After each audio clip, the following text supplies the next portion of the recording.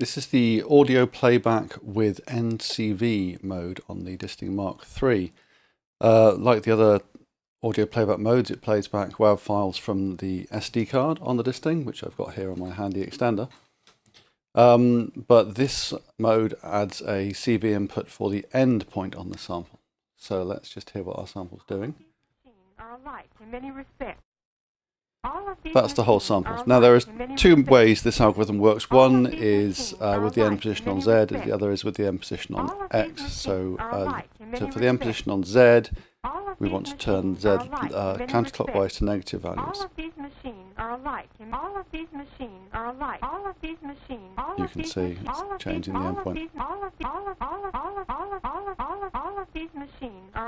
Now to use the X for the endpoint, which gives you a lot more resolution and also gives the CV scaled the same way as the start point CV, which is on Y. We turn X until it goes just above 0. You see the little light came on there to change us that tell us that we swapped modes.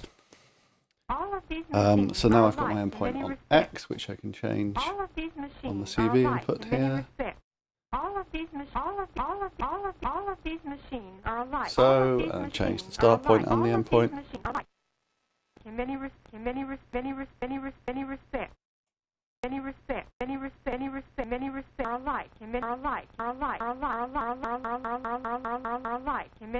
so on. You get the idea. So that's a looping sample. You can hear what it does on that. If I choose a sample that is not looping,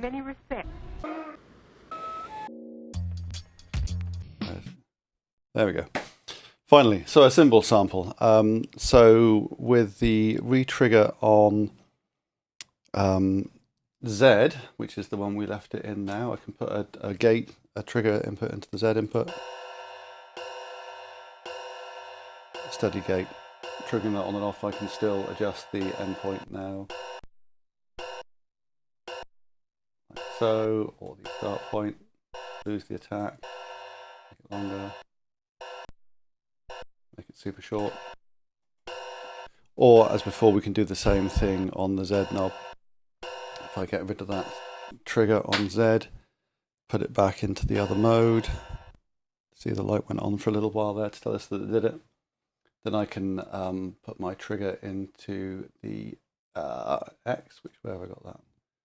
No, not that one. Try this one. Okay, so now I've got my trigger on X, and I can adjust the endpoint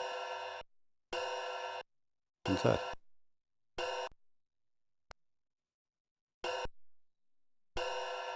So, two different ways of achieving the same thing depending on what's convenient. So there we go, sample playback with NCV mode.